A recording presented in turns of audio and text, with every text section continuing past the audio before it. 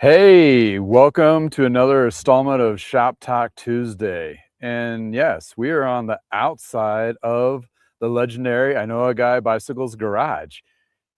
Why are we out here?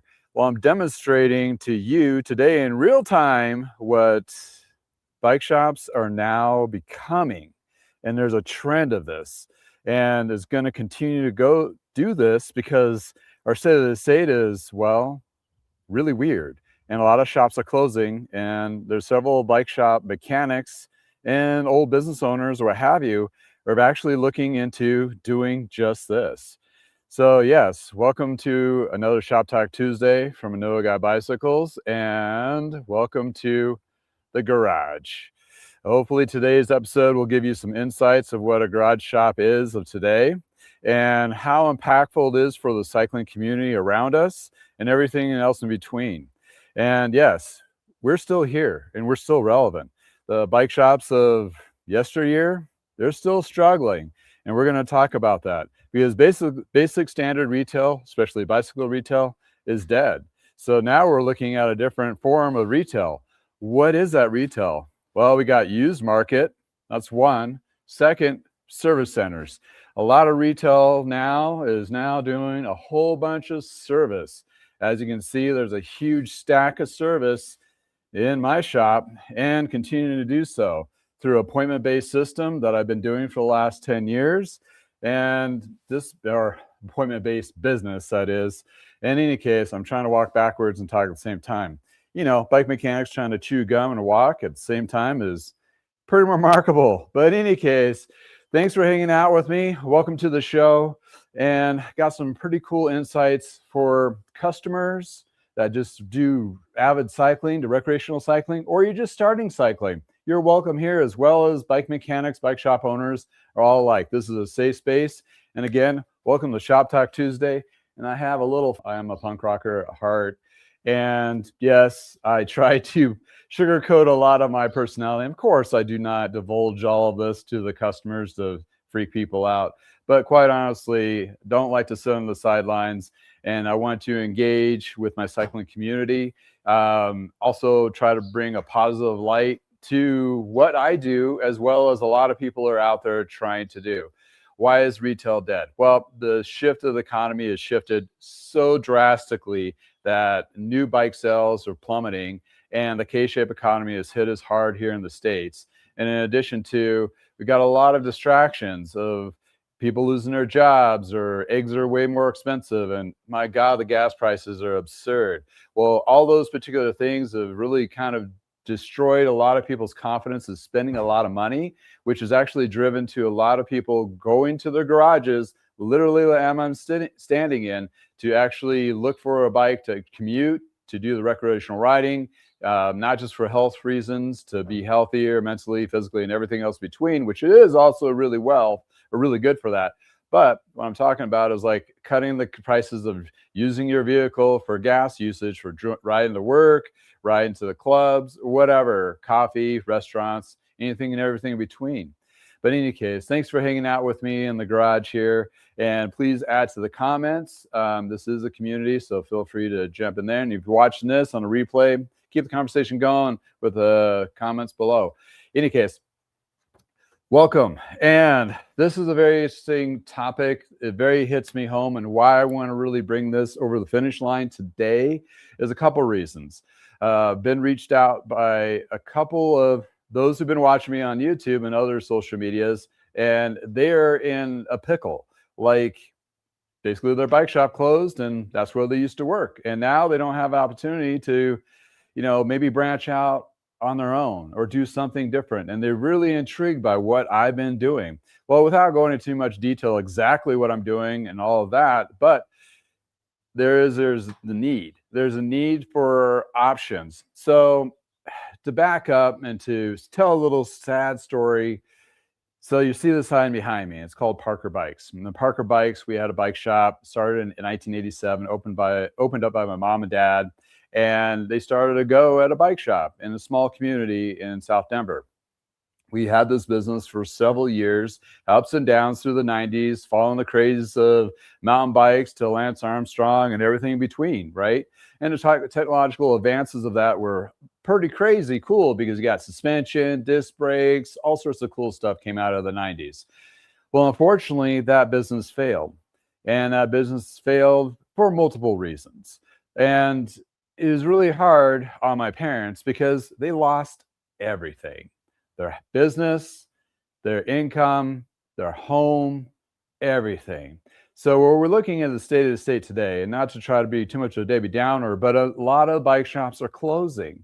And with that closing was or is, it's a hardship. It's a failure on your mind, and your all your efforts feels like it's lost, and leads to a lot of depression. I went through all these stages, and here I am 26 years later, coming back roaring like no other in a small garage, right? So I want to help a lot of those out there, to implore them to look outside the box, literally outside the retail box, and look at other options of how you can be a part of the cycling community, making a living of sorts, and just being a part of all of it. It is huge for a lot of people out there to take those big steps, because we do need, especially today with the service entourage of all these repairs coming, we need these people to step up and be a part of the communities that, although there are shops that may have closed on them, or they've ventured off in different things like becoming PhDs, like the singer of Offspring, which, helped with the AIDS kind of research. You just never know, right? And I've worked with a lot of mechanics over the years, or engineers and all this, and talking to people recently where full circle is like they've done military and retired, and now they're working towards maybe doing a little shop themselves and supporting service and all that in their community. And one person I talked to just yesterday, over an hour or close to it, felt like more than that. Well, didn't feel too long. Anyway, their shop and their community, the people in that community have to now drive 35 minutes to an hour to get any service work done. That's a huge hole. That's a huge hole for avid cyclists and so forth. So I want to give those an empowerment of doing so, and to help guide those journey, because it is a scary jump. There's one resource out there which is really huge, and it's becoming very more relevant today than it has years past, and they've been around for a long time. It's called the NBDA, National Bike Dealers Association. They're a great resource in the community, and you don't have to join right off the bat. You can still listen to their webinars and so forth, and realize you're not alone, and may be able to get some insights to help drive your business or drive your community in cycling into a forward direction. That's huge. Having a resource like this back in the 90s, that's my sad story, as I started off with Parker Bikes. Maybe if we were involved with NBDA or various search and different factions of that, we may have been able to maybe dig out of our hole, or had a better line of action, and maybe still be in business today. There's a woulda, coulda, shoulda in everything, and you can't live in there. You have to move forward, and you got to look forward, and you got to live your experiences going forward. But in any case, working with shops all through the years, small, big, everything in between, and got a lot of insights. And that's where you got a lot of insights from the NBDA, from a lot of old timers that just retired, but they still want to be a part of the community, still be a part of driving force of helping the independent bike dealers, however form they are, garage shop alike to mobile, to the standard brick and mortar, or even the industrial park. There's an opportunity for a lot of people out there to be able to bring back that service retail, really, right? And that service retail has a place in the new market, big time, absolutely. So don't want to be the retail store where you're hundreds of square feet of retail space being a warehouse for your vendors. No more. You're basically pushing all those bikes aside to support your service department now. If you're trying to make a move of pivoting in this current market, and you're going up to lease and you're like, well, maybe I need to downsize, or maybe I need to restructure my floor plan, or maybe even move to a different location that's more affordable, and the cost of doing business overhead is less, and do more with less and being very impactful. I'm telling you, I am one person in one business doing the YouTube, yes, and also social media. But on the other side of this is I'm doing service, I'm refurbishing parts, I'm selling frames and forks, I'm selling full bikes, I'm fitting people to the bikes as well to make sure their experiences are the best out of the gate. I'm shipping bikes across the nation. I have a lot of different hats that I wear during the course of the day. And that puts me waking up in the morning. The first thing I do is breaking into bikes. It's the last thing I'm thinking about when I go to sleep, answering those emails so the people ask the questions and what have you. So I live and breathe it, but I don't feel like I'm working overtime because I enjoy and I love what I do. But there is a line, and there's also a line that you need to figure out for yourself, for your family, and what have you, and see if it's viable for yourself to do something like this, or continue that bike shop and go, well, I've beaten this to death. We keep on losing more money, and just keep doing is a true definition of insanity. So we've been there, Parker Bikes. We had to close it, and the struggles of it was very painful, and it scars me today. And that's where I have this drive and a passion, not necessarily just to help my community and people riding bikes, but also bike shop people. When I went to the NBDA conference in Las Vegas, it was one of the most impactful moments in my life. Reason being, it gave me a sense of purpose. Like, it defined where I needed to be or what I need to do, and to share those ideas.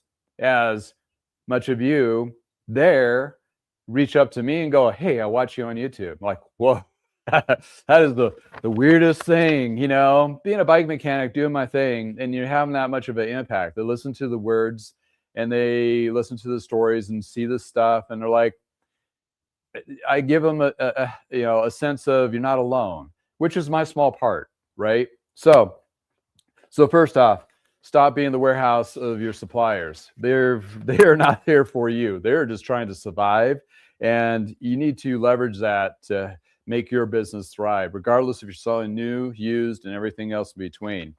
But yeah, it's been kind of crazy.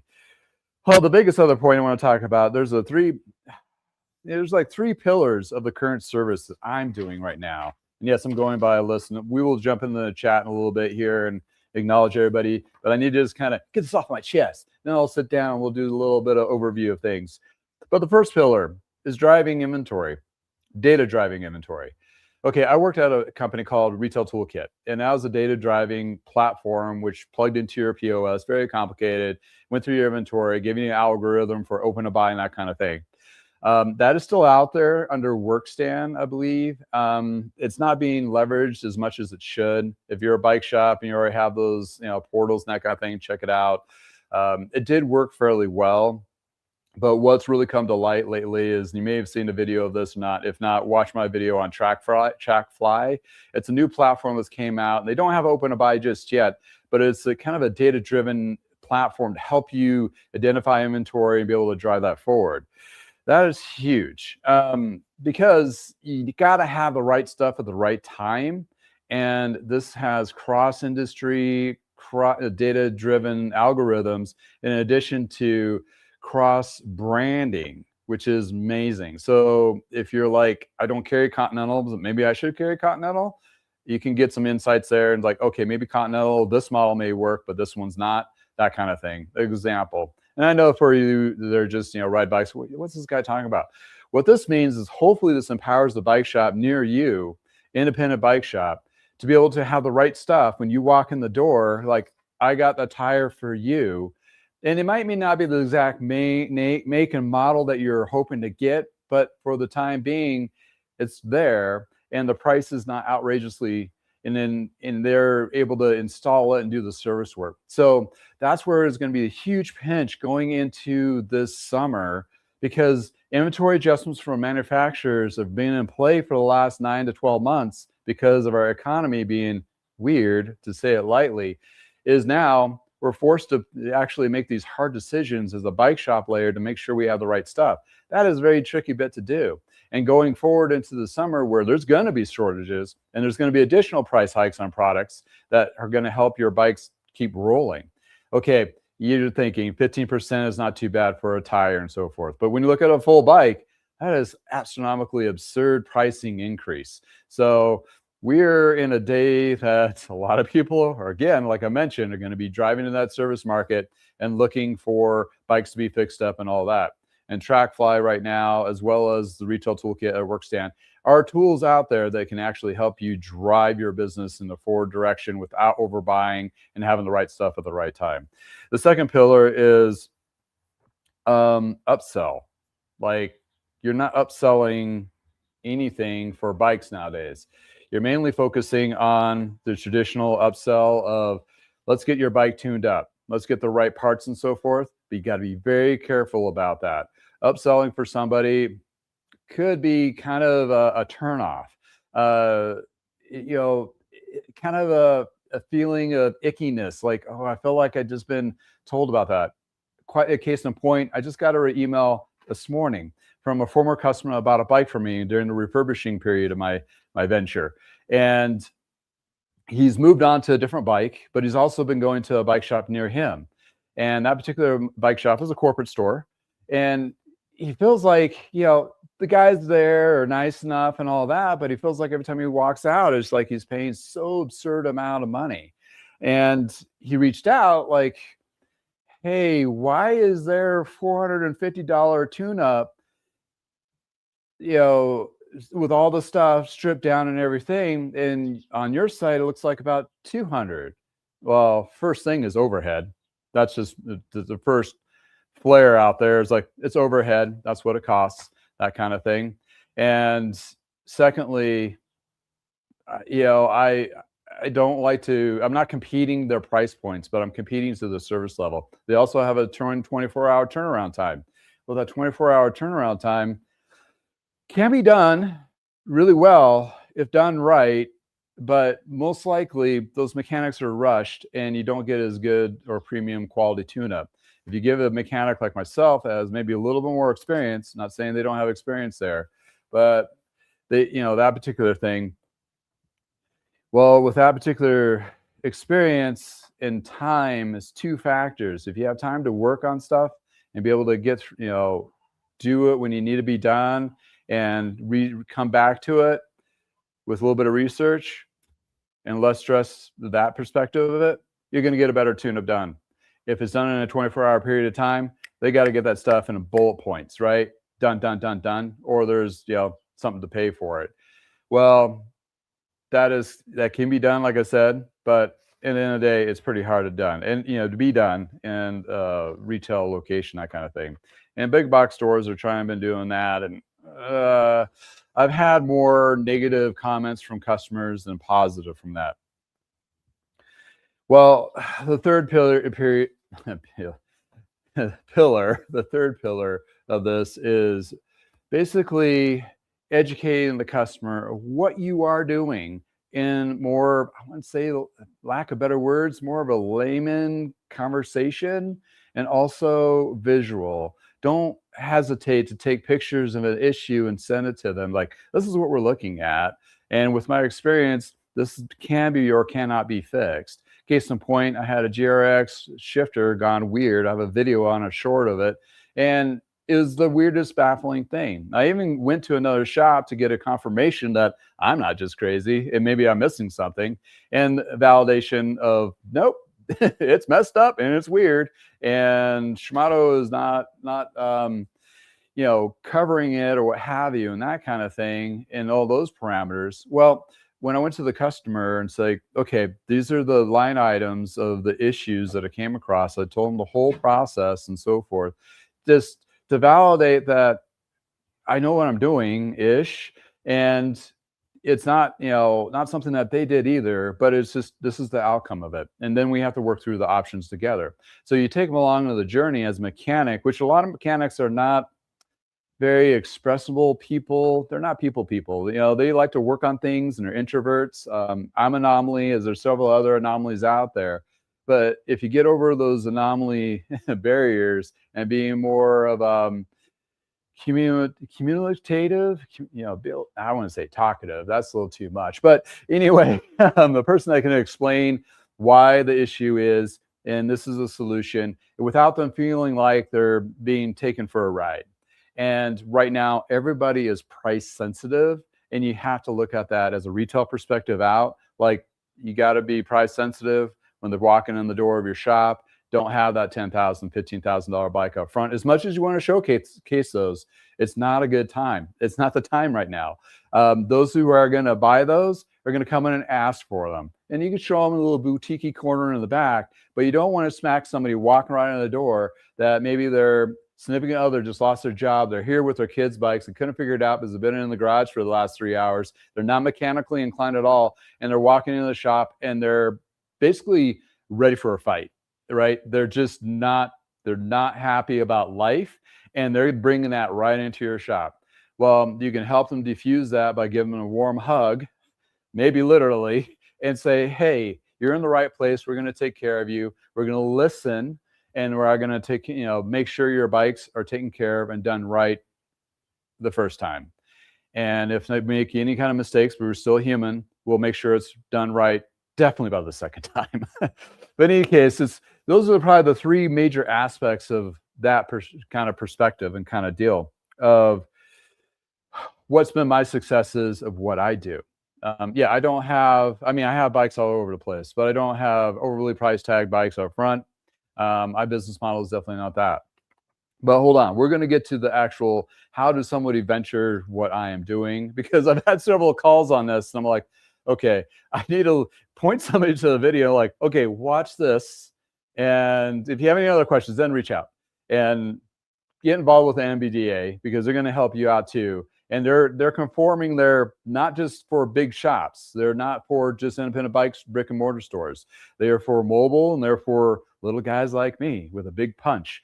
And therefore, that's a great resource for all of you. If you're listening to this and you go on, just, my shop closed down, I worked on bikes, or I want to do mobile, I'm thinking about that.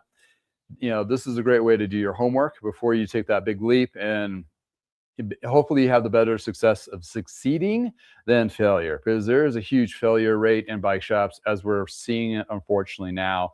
And even shops that have been around for a long time, have had history and know what the hell they're doing, still may not survive. So this is what it is.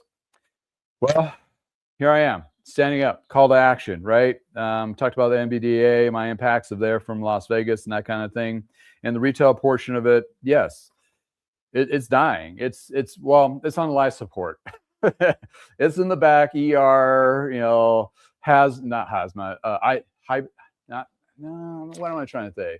It's not like dead, but it's definitely going to be in recovery mode for the next 3 to 5 years. So looking for those mid-range bikes for a volume sale is gone for a while. It'll come back like everything does, but a lot of things need to change first. And if you have a tune or a pulse of what's going on in the state in your market, you'll definitely notice this too. And you've already shifted and pivoted as a bike shop. But just telling you, it's one of those things that, we're in some uncertain times. But in any case, there's some definitely positive things, right? And I'm going to go into what my experiences are with positive of my little bike shop. And yeah, I am a bike shop. For a while, I was like, am I really called a bike shop? Yes, I self-identify myself as a bike shop. Not your traditional bike shop by any means. But while I readjust my, staging here, one of my trusted partners is these guys. They're definitely keep the wheels rolling, literally. Bicycle Wheel Warehouse in California has an excellent selection of wheels to choose from. They're pre-built, or also you can have them custom built up to various sizes. You can reach out to them directly if you have something unique like the 650 wheel or a different style hub. Therefore, it makes it an excellent bike wheel set company that actually provides good wheel sets without breaking the bank. You will find them being very trusted and true. They really hold up under a lot of different riding conditions and so forth. It takes the standard old school wheel building practices and puts them in a better format. But in any case, this is a wheel set you'll be really love to have. It'll perform for you for a long period of time, and the quality and the attention to detail is superb. You'll find information about this company in the description below, with also my personal coupon code. I hope you find a good wheel set where it works for you. So being in retail for over 35 years, I've seen a lot of ups, downs, sideways, twists, and turns, right? From small shops to big shops, multiple locations, working for inventory management and that had connections with huge shops to small shops across the nation. And we are definitely in a awkward, weird place. And we find ourselves last year learning real quick that service is definitely going to be the driving point. Also, used bikes, parts, frames, forks, all that.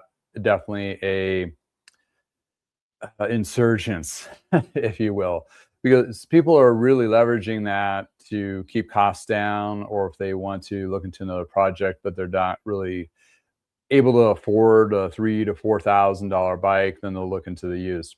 The very fortunate part aspect of that is in the United States.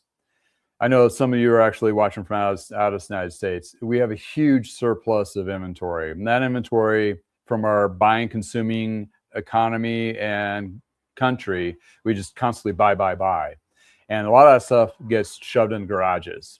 And that's where a lot of people are leveraging, going to the garage, pull out the bike, get it tuned up, and they're going to commute to work or what have you. There also is a huge surplus of used market coming out inexpensively for a lot of shops to leverage, as well as consumers, to get a nice bike and still relevant today. And I can't tell you how many bikes I've worked on this week already, and it's Tuesday, that are older but so much relevant, and the customers are super happy to be back out on the road riding and feeling confident and feeling safe while they're riding. That's a huge aspect of it. And the service aspect of it is monumental. We're in a situation where that our expertise of just doing a fine adjustment on a derailleur, to overhauling a headset, to lacing up wheels, to doing any of those aspects from easy to hard, is becoming more valuable now to a lot of people, a lot of our customer base, as I call them, my community, because they're more than just customers. They're people that are avidly in cycling, either if it's just commuting or riding to school, to those who are leading group rides or part of charities or what have you. There's a huge umbrella that covers that. That particular community for me, though, is very impactful because it keeps me going in a positive direction, and because I feel like I'm contributing to their positive direction, which I'm a part of them moving the needle forward in a positive direction, if you get what I mean. In any case, is so impactful of able to help somebody out that may have not ridden in a long time, or they're just stumped on some issue on their bike, and you're like, okay, let's give it a go, and we get it fixed and that kind of thing. So that particular insights and what have you to help driving your communities forward as a small shop is very impactful. It doesn't matter what your size is. You can go to a big chain store, and if you're getting that excellent, outstanding service from that service department or sales associate or what have you, that's uplifting. That's a positive direction. And there's a lot of chains out there that do that. And that's why they've had some huge successes within their community. And there's also the corporate stores, which they still have good people working for them. Don't get me wrong whatsoever. They actually have good people that have been around the industry and so forth. They landed a job with benefits. Good for them. That's great. And they are contributing. I mean, they're all trying to, like in the back, trying to help people out. They always have. But the corporate Kool-Aid try to make them just focus on making money, which really goes against the grain that the bike mechanics, we just want to fix stuff. And if they can't afford it, we'll just get it fixed anyway. And it'll pay for itself on the back end or what have you. That's how we work. But when you're looking at the corporate cookie cutter perspective of trying to narrate the cycling industry is no longer valid. It doesn't work. It doesn't compute. So they don't know what to do. They're basically going through their own recovery per se, and they're pulling every oh crap lever possible to try to keep their business going and that for it. I don't want any of them to fail, but they're unfortunately put themselves in this scenario where none of us seen this coming, and here we are working towards that. So I want to dive into the perspective of the bike mechanic in my shop and what I'm doing. It's like I've been telling you why I do it. I'm so impactful, be lucky to do it, and why it becomes very valid or valuable for my cycling community. Well, I've hit a couple nerves. I wanted to say nerves. I wanted to say I had a couple ideas for individuals out there, and they've reached out to me like I've implored before. Like, just want to get some ideas. Like, how do you? They have questions. They have questions, and I'm going to do this from the front end to the back end. It's probably the easiest way to lay it out, and this is all on the cuff. So if I repeat a few things, I do apologize. I'll try to keep this direct as and to the point for our avid cyclists or just recreational riding, because it's very impactful to them as well as everybody else, and within the actual cycling industry. And when you're working through shops of any size and they fail or they close, like corporate stores are pulling away, it's making a huge deficit. So the couple individuals I talked to in the last couple of days that were not preemptive, they just called me like, hey, I used to work in a shop, they just closed, or I'm looking to do a venture and I'm kind of nervous about these perspectives and that kind of thing. Well, we're going to get into that in a little bit here, but let's jump into the chat and acknowledge everybody that's actually jumped in and said hello. Oh, Clifton, thank you for welcome to the garage. Yeah, even my short shirt. This is from Gravel Threads, and that is an individual makes really cool designs, a former vet, and he found cycling to help him through his challenges. He's not a bike mechanic. He just loves to ride. He has some great art to go with it to support him with his ventures. I do have a coupon discount below in the actual comments, but yeah, he has several really cool shirts and that kind of thing. But that's part of the community. You don't have to actually be a bike mechanic or a sales associate or be in the industry for a long time. You can still be a part of the community and just come up with whatever that you can contribute. That kind of thing. Susan, yeah, good day to you. Thank you for chiming in and calling in from Canada. That's right. Oh, weather's starting to get better in your neck of the woods. Oh, it's beautiful. I have the garage open. It's going to be in the 70 degrees today, Fahrenheit, not Celsius, because you'd burn your eyelids off. But anyway, that's what this guy's going through. But yeah, thank you for chatting in the comments there. 45 Graham from UK, from across the pond. Thank you for chiming in there. I hope it's a good day to you too. And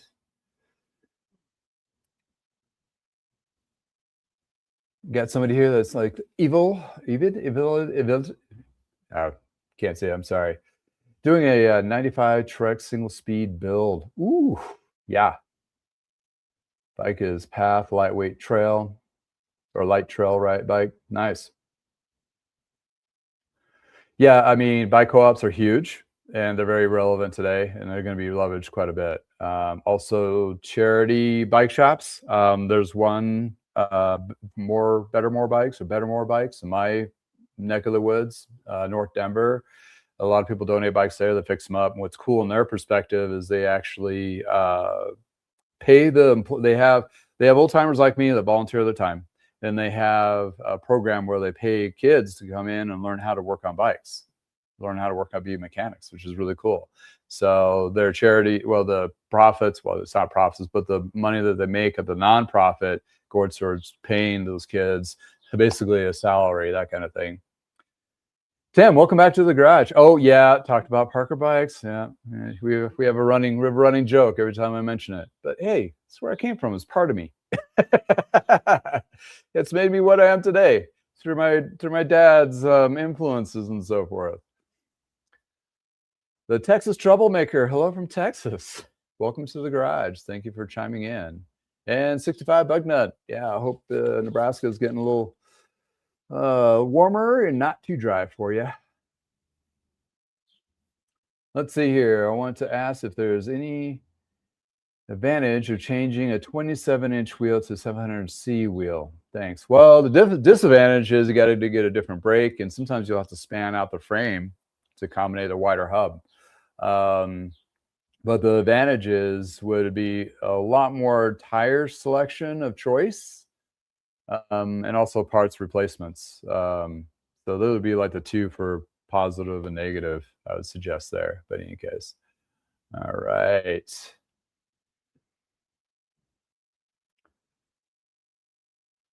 All right. Thank you for Cliff. Thank you for joining in. Okay, so we're going to get into the part of how do you be like a little like me?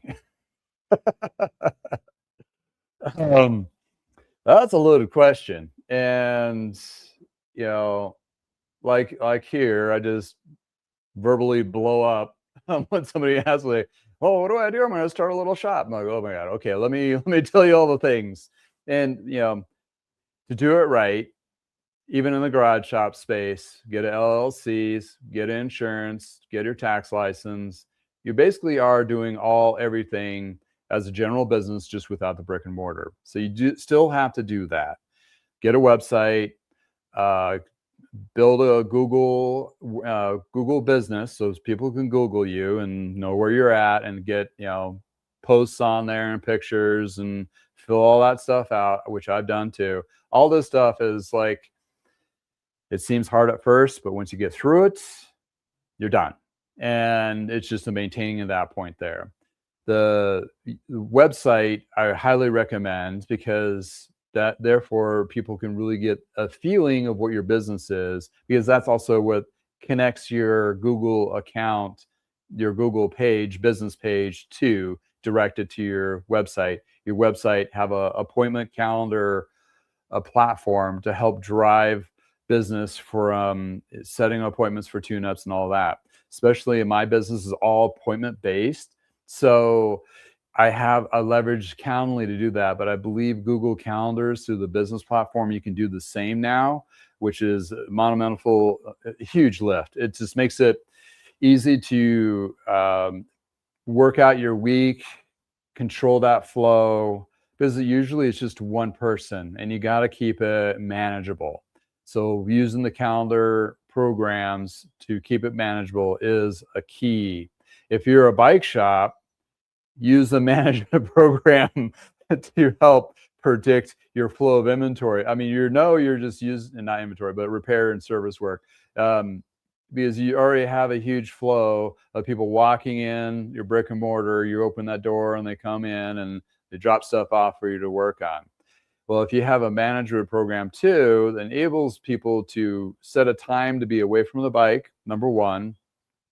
And number two, that helps you as a business plan out that week. So if you know you have some pretty heavy lifting, big lift tune-ups coming up next week or the week after, you can adjust your schedule accordingly, and to have the right people do the right repair on the right day and get that service done back a little quicker, but more importantly, done right the first time. So from big to small, that's a great gold nugget to do.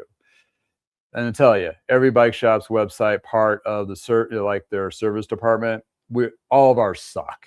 I'm redoing mine right now, and I will share that when it comes to completion. But right now, it's flat. It's really confusing for a general consumer, and usually it's just a phone number or email.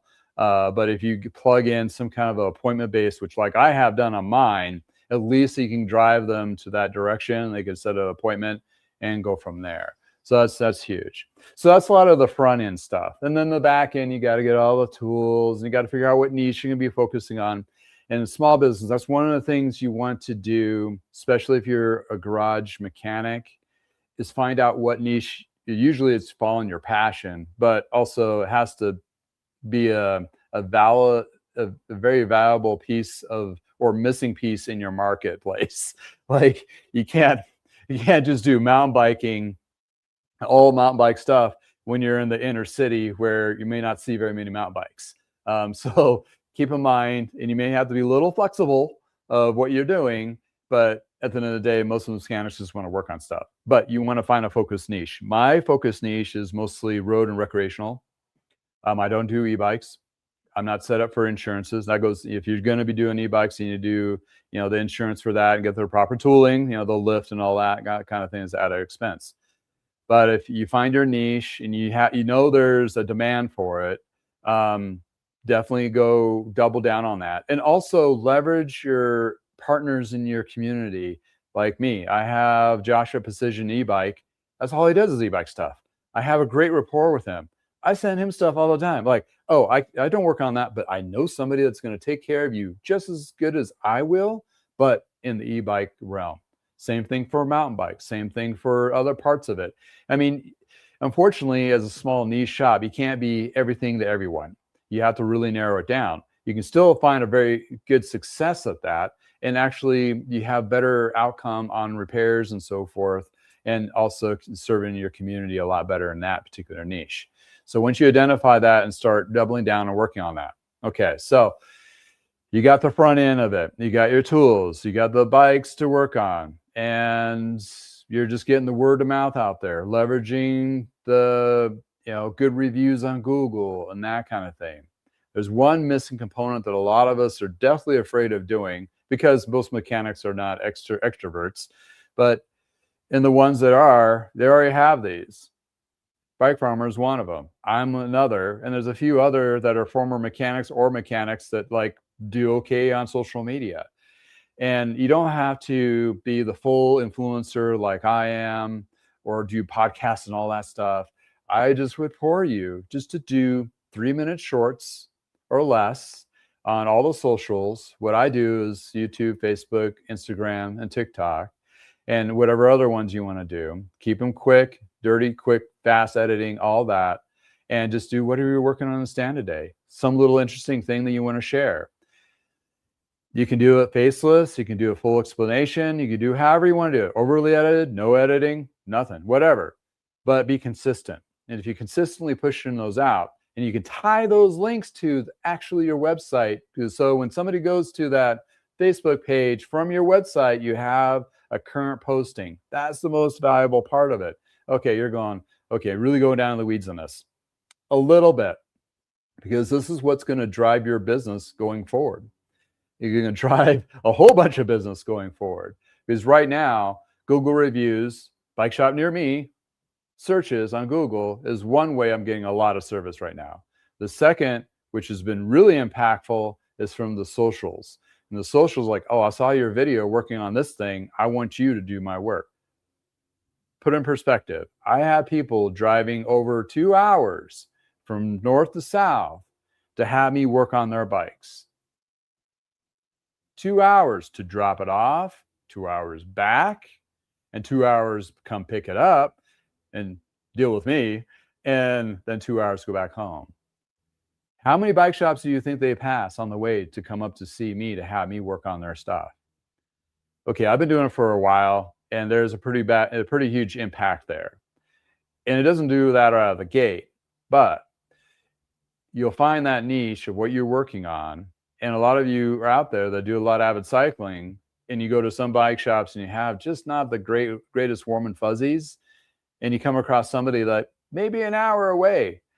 You're going to be more than happy to take that bike and drop it off, because you know it's going to be taken care of the way you want it to be taken care of, as well as the customer service level of it, and actually meeting the mechanic and doing those kinds of things.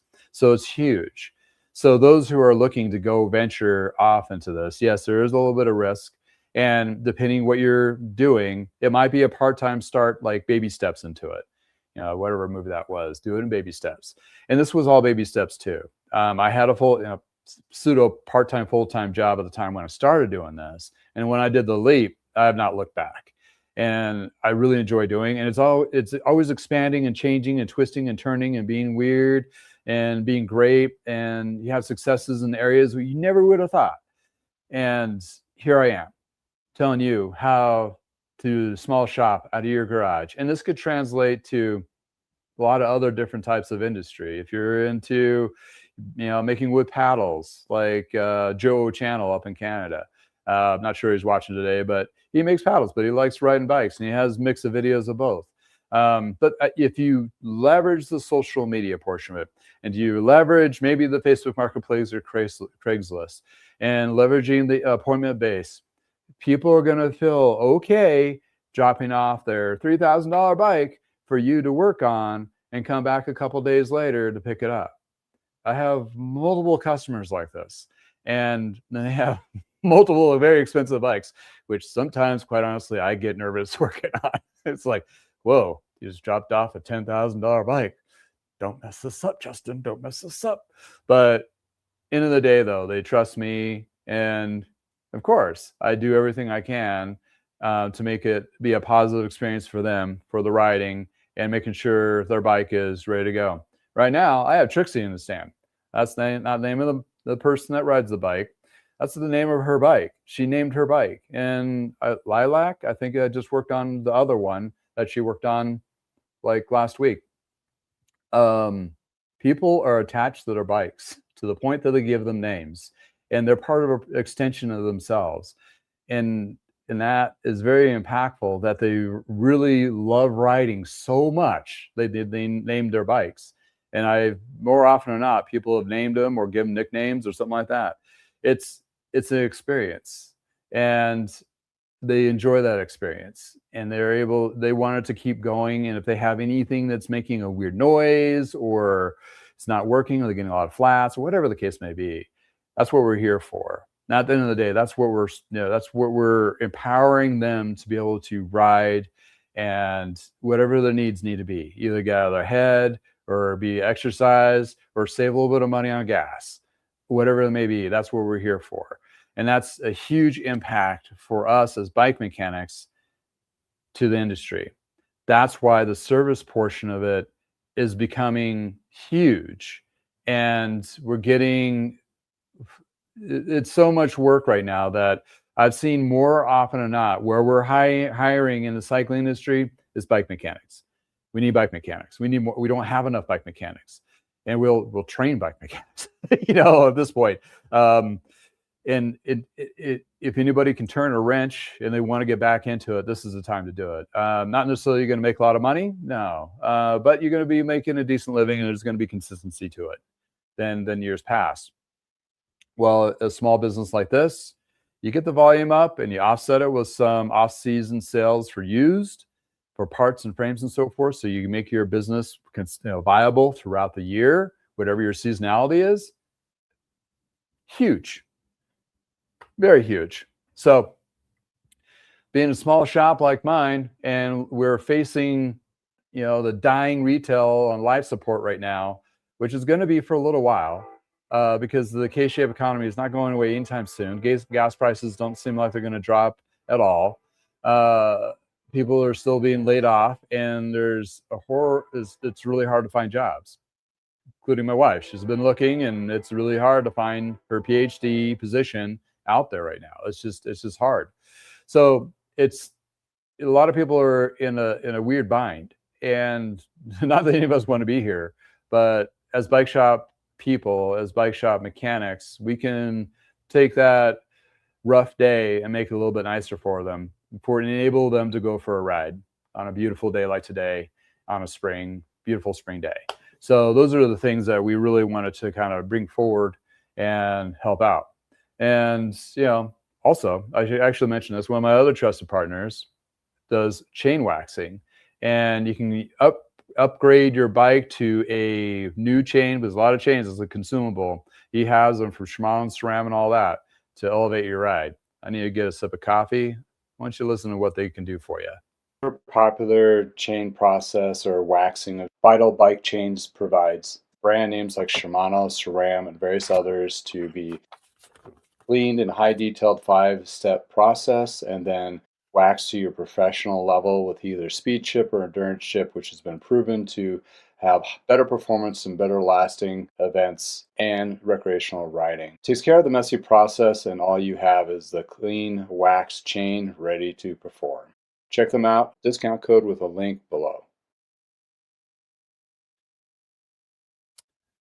So thank you, Sunset Spokes, for chiming in the chat. I was just reading those over here while I was trying to catch my breath and having a sip of coffee. I appreciate it for your sharing your experience sale experiences there. And I don't know how many of you have ever experienced, and I hope not very many of you. Let's put it this way. Um, I hope a lot of you haven't experienced a failed business. It's horrifying. I mean, my parent shop is just horrid, and even just being a part of a shop, and you may not, have skin in the game in the sense of you know, you have to face the bankruptcy part of it, or the shutting down of the failure of having a dream, and just at the end of the day, it's crushed, crumpled up, and it's so painful. So my heart goes to any of those who have suffered that. And my heart goes out to all of those who have lost their position of working in a bike shop, and now they're scrambling to find something, because most of us that work in bike shops are passionate about cycling, right? I mean, we're definitely not here for the pay. Definitely here for the passion and a little bit of discount. But other than that, though, it's just so painful to see those things. And I've been seeing, and people have been sharing with me, a lot of shop failures. And unfortunately, we're just gonna, like I said before, it's like your shop could have been in business for 40 or 50 years, and it just takes a couple bad decisions, or not have a great insight, or just dumb luck that it could knock you off, like take you out.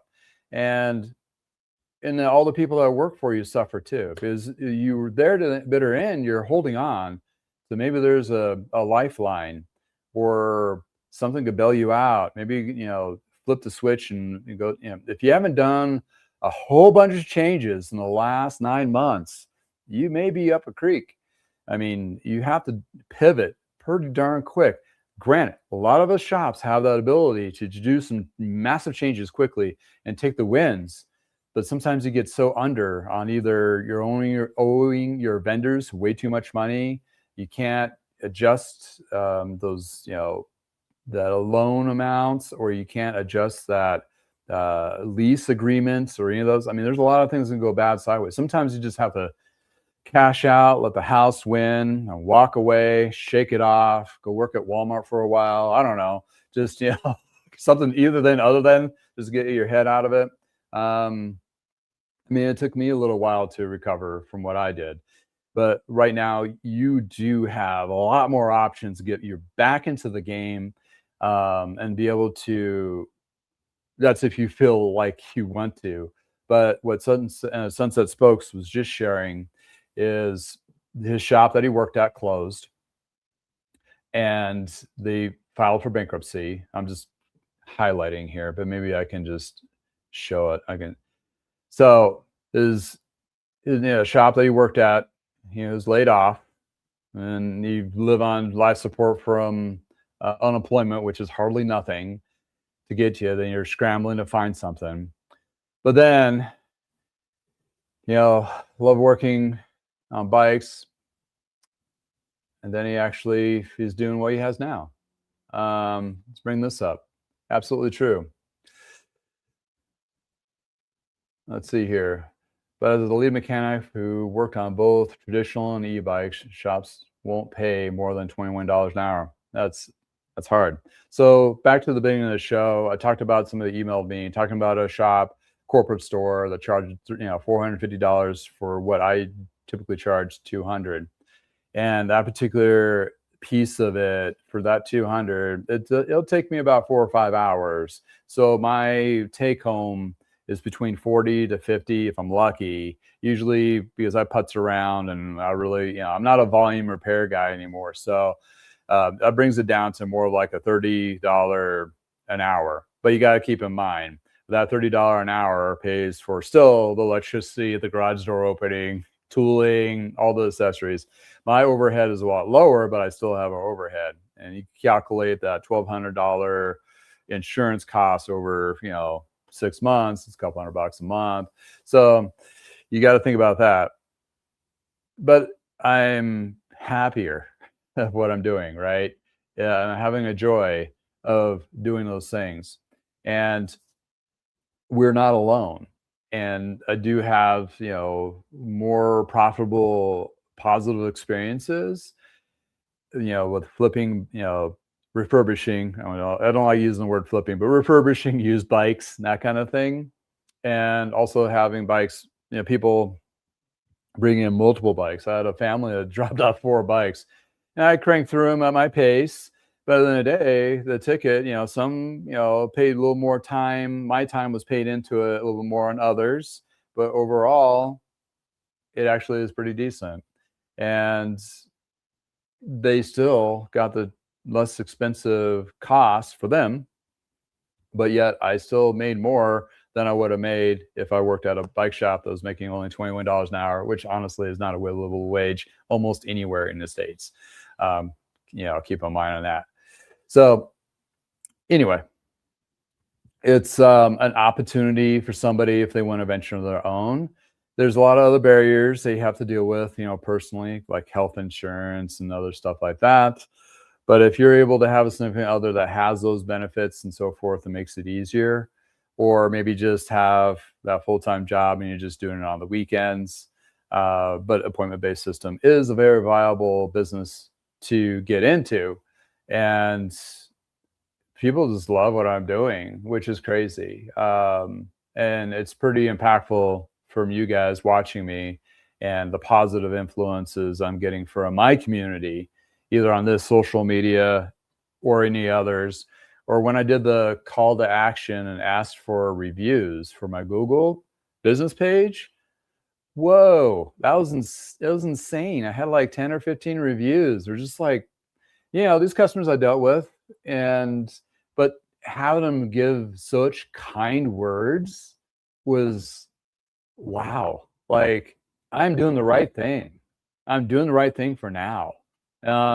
It's just like I'm impacting a community. It's not just word of mouth, like, oh, I know a guy that's pretty decent, play on words of I know a guy bicycles, but to have them feel so impactful. I had one that was so impactful that when he dropped his bike off, he already referred me to other people to have me do stuff. He hadn't even got his stuff back yet.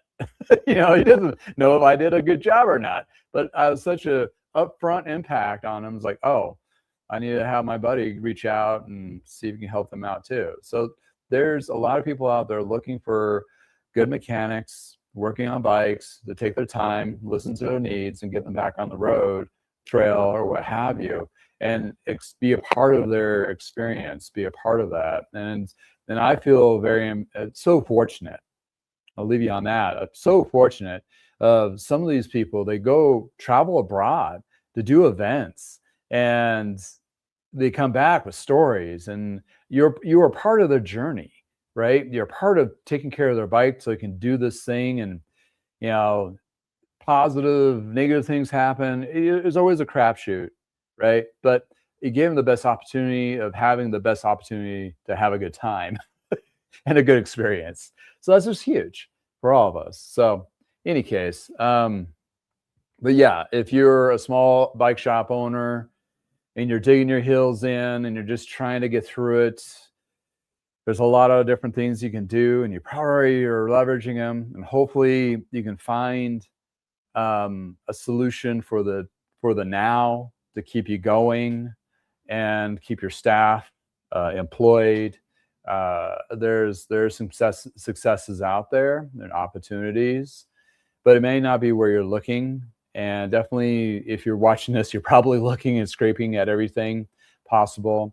But the best resource I can drive anybody to right now, either in desperation or looking for a new opportunity of either opening or reforming or what have you, the NBDA is a very great resource, and it is a community, and it is growing much more now than ever, because we're all needing help of one sort, one way or another, to help navigate our business going forward.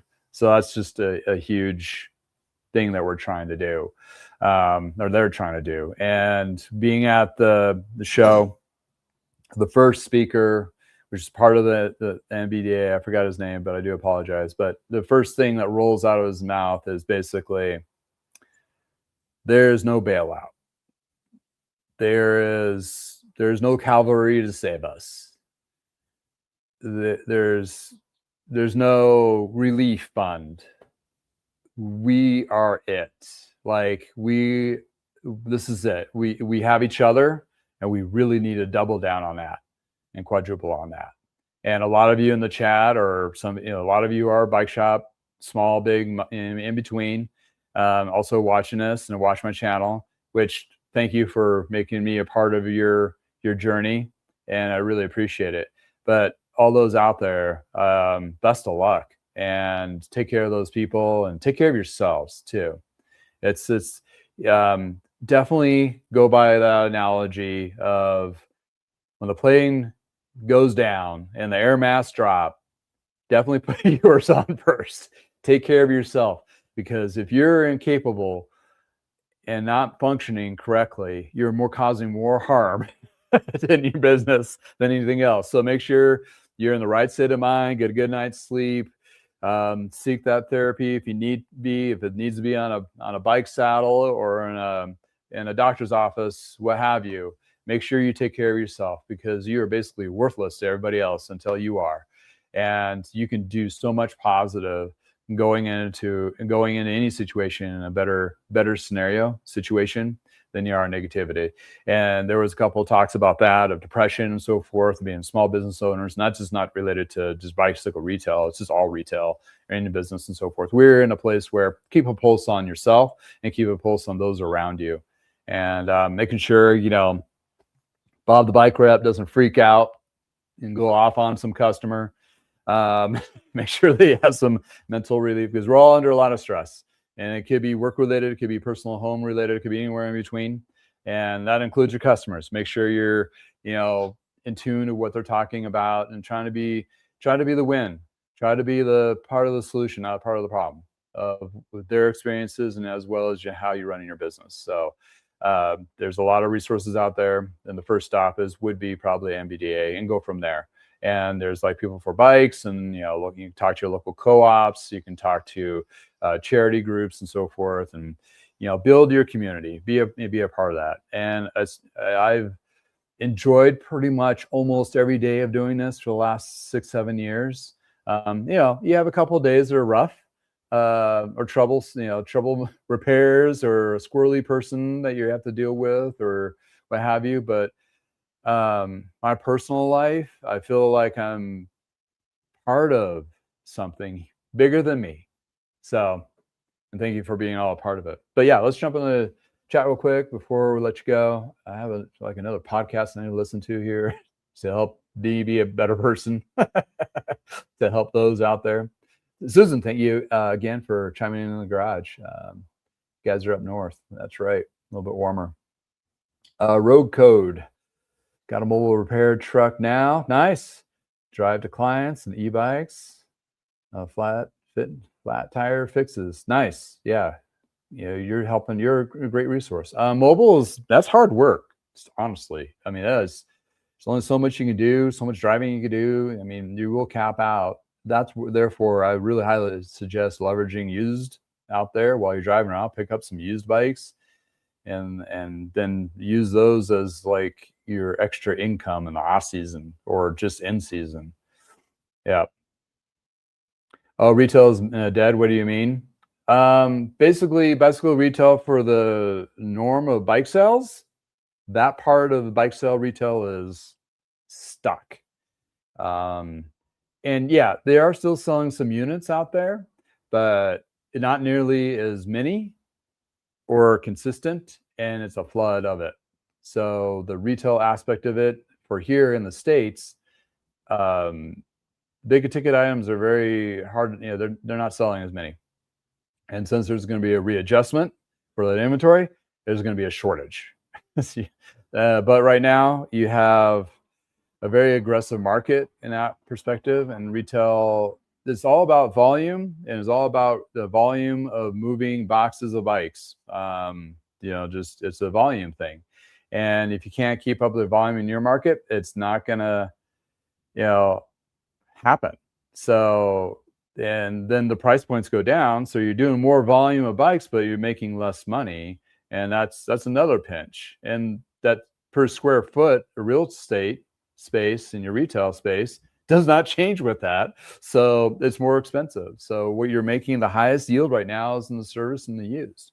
And I can tell you with my used market, you're making at least 20 to 30% more than you would sell a new bike for. Like, let that sink in. Like, your margin is so much significantly higher in the used. It will offset the time it takes to find those used, as well as having your mechanics get them prepared or yourself to prepare to sell it. The margin is so much bigger. And therefore, that's the win, where you can actually have that pipeline. And when things change, eventually they'll change. And when the bike sells, people feel confident to buy new again and all that. You'll still have such best practices in your service department and also your used pipeline. You don't have to abandon it. You'll just add to it. And then you're still more of that full, bigger part of the community as in the cycling experience. So anyway, and small shops, I'll leave you with this too. On small shops, like myself, vendors won't sell to us because they're stuck in the old traditional way of not opening accounts. What I'm talking about is parts and parts for chains, cassettes. We have vendors that we would buy those from a traditional bike shop. And the thing is I'm really in it is for the labor portion of it, and the margin portion really is not really I'm shooting for, as in parts and accessories, because it'll be such a small volume. So even if you buy it from Amazon or Jensen's USA or 365 Cycles or anybody else, you're paying retail, but you look for the discounted, and you just basically roll that price over to the customer. You still make the labor dollars on it, and actually that offsets anything. And also, having those commitments from those vendors are usually pretty hefty. It's less time I have to worry about them. I don't have to deal with a rep. I don't have to worry about $500 or $600 minimum orders to get free freight. Really, it's the sanity tax as I look at it.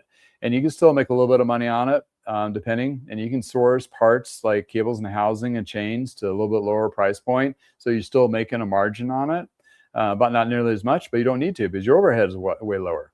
Keep that in mind. And then you don't have the whole extra, accounting and all that I have to deal with those vendors. You just buy what you need, which you're supposed to be doing anyway in this scenario anyway. And that really just forces there. So you can do a bike shop out of a garage without having to have any vendors. I don't have any vendors. I do have a couple of trusted partners. One is Contito Road, which does Connex chains and Mariposa product line with lubes and so forth. You can reach out to them and set up a wholesale account if you're a bike shop like me. Also, Bicycle Wheel Warehouse, which is another trusted partner, where you can get you set up, or even use my discount code of 25% off of wheels. That's your margin right there. And you can get set up on wheels to refurbish that classic road bike with rim brake, or mountain bike with rim brake, or even the newer stuff with through axle. Some of the stuff is actually hand laced too, which is good. And then I have Vital Bike Chains, Bill. He just mentioned in the chat there, he does pre-wax chains. You can leverage him. Instead of you have to do all these different flavors of waxes in your own shop, you maybe just need to do one flavor, and all the boutique-y other flavors, you can go through him, that kind of thing. So I don't have vendors in the sense of like J&B, QBP, BTI, KHS, which is now done, and a few more of them will be closing or really reorganizing. And they are, when I had their experience at the CABDA, you could tell that they're desperately freaking out and they don't know what to do. And they're not looking at options to really help what the new insurgence is of small bike shops, mobile shops. And the requirements of that are retardedly stupid. Sorry to be blunt, but They're telling you that you need to be like a Velo fix and buy yourself a $80,000 to $120,000 vehicle and tool it up to drive around. And basically, at the end of the day, you're paying them to do that. Like, there's not enough volume to offset that at all. Or those mobile services would be so absurd.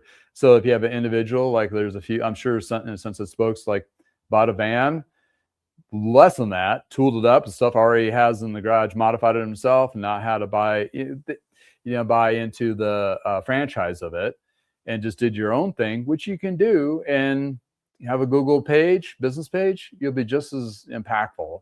And or you get yourself listed on like Bike Book and other places like that, which is free, and then I'll drive business to that if you want to do the mobile.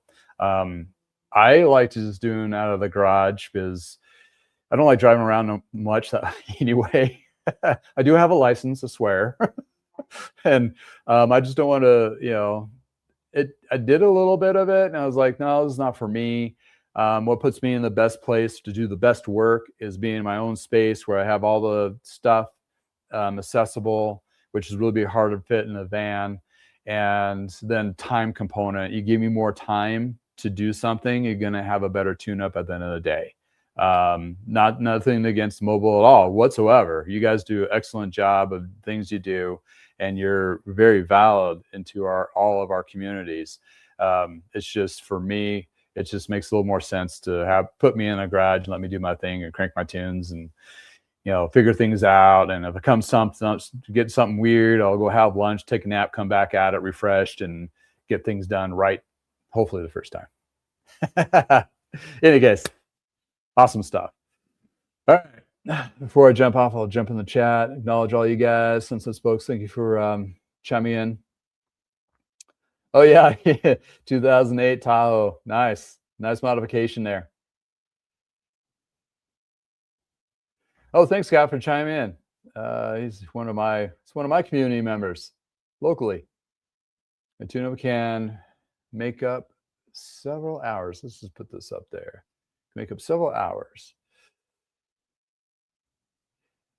Yeah, thank you for the kind words there, Scott. Another kind words I've gotten is like, you're an artist. I'm like, how is that really? Even though I did go to art school, which kind of explains a few things, but personality wise, anyway, yeah, it's a craft. It's like you do things, and if you love what you're doing and given the proper environment to do it, you will do it really well. So for me, that's in my garage. I got my own space, get my time, and get my that's my happy place, and I will crank out some of the best repairs have you seen probably on my channel, like detailing frames and all that stuff. Absolutely. Yeah, so yeah, absolutely, there's a lot of goodness out there. Oh, Michael, you have a question, your opinion on government crackdown on e-bikes. I mean, is it really a crackdown or an attack? I don't know. Well, it all depends what you're looking at that. Because if you're looking at the full throttle, 28 mile per hour, faster e-bikes, those are motorcycles. That is not an e-bike. Most bike shops, that's big conversations we've been having on NBDA lately. It's like, we're thinking a bike has pedals on it and it's an assist, not actual throttle. Although those are fun, but there definitely needs to be some legislation driven by the actual cycling communities, which People for Bikes and NBDA are working to do that, because they have the legislation power, especially with the People's for Bikes. It's too broad when the local governments are like big hatching it. So we're trying to be interjecting and more thoughtful legislation. And that is my very small, not knowing anything about it perspective. But we can do better. And there's a lot of things that need to be done. And a lot of it falls on the shoulders of bike shops, unfortunately, because we have to educate. Education later is on us.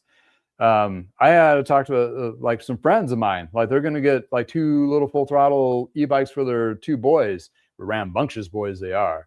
And I'm like, not a good idea. And I just sat down with them like, let me paint you a picture. And it was, kind of graphic, but with your little guys, they don't need that. They just need to get on a bike and ride and pedal themselves, wear them out. And they're like, oh, good point. We're not going to get those. It's just dangerous.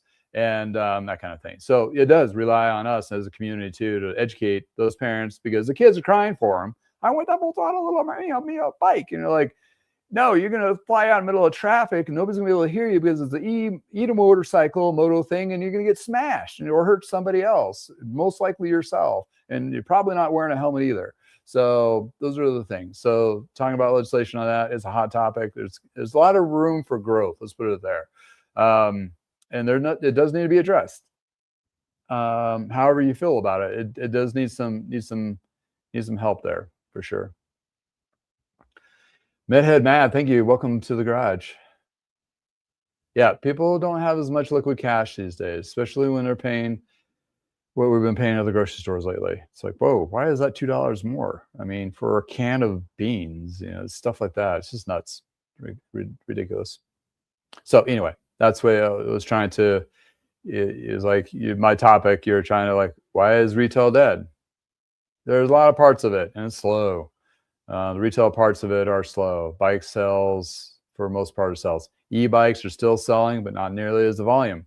Case in point, Porsche's not doing them anymore, that kind of thing. Not that Porsche sold very many of the e-bikes, but anyway, got myself a Porsche e-bike. That's the only thing I could afford. Yeah, I don't have the $80,000, $150,000 to put into a car.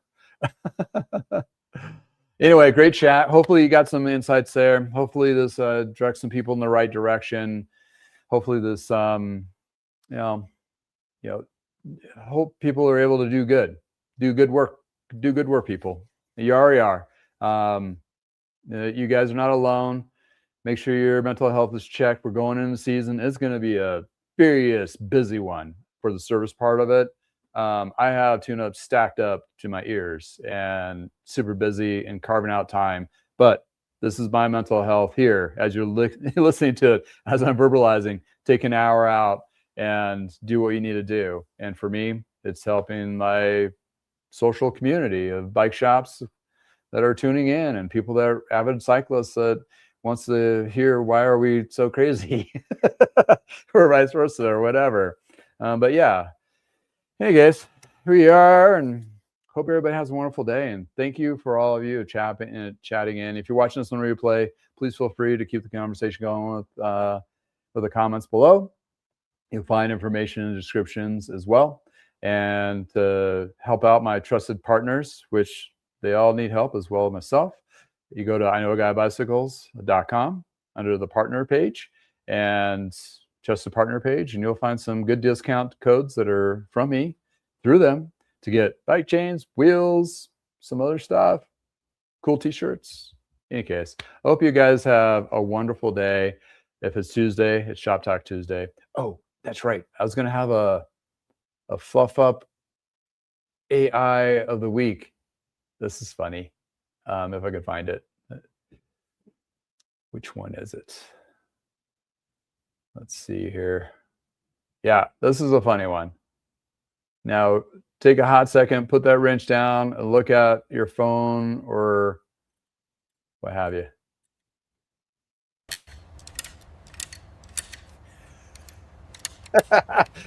What's he working on? Looks like he's working on the chainstay. I love the AI visuals. So this is like, I mean, I use it all the time for like AI stuff to help me sound better in emails and all that. But when it comes to the video production, they have like, oh, do you want to make a video? I'm like, sure. And then it comes up with these funny ones. There's one other one, which is, let's see. This one was pretty interesting too.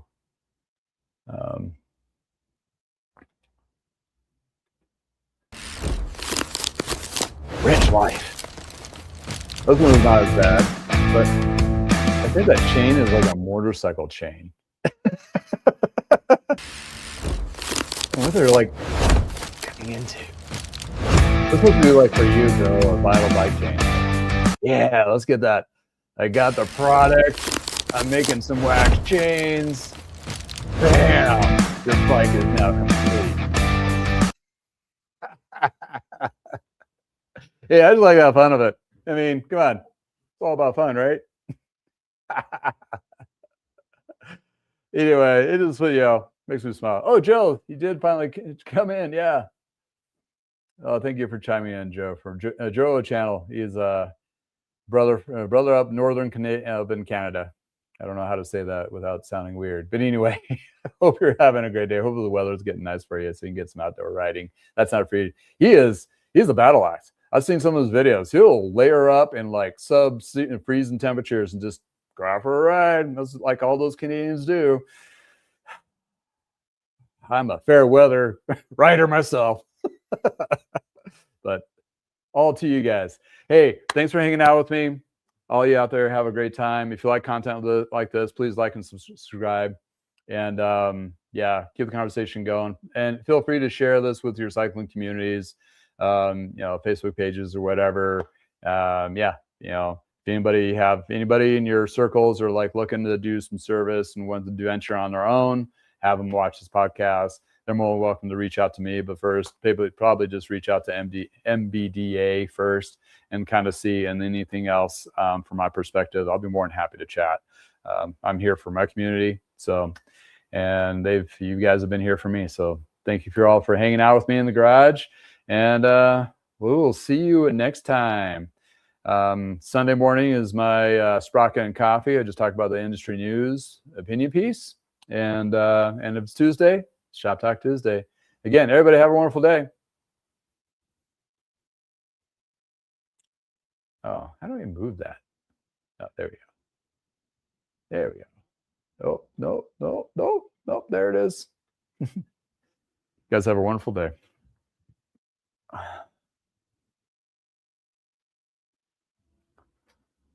Oh, greetings to you too from Estonia. That's awesome. Thanks for watching. Appreciate it. There's another chat that came in.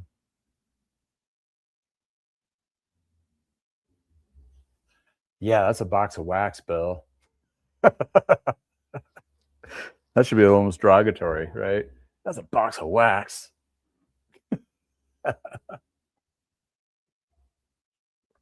I got to go work on a 2002, 2003 S-Works.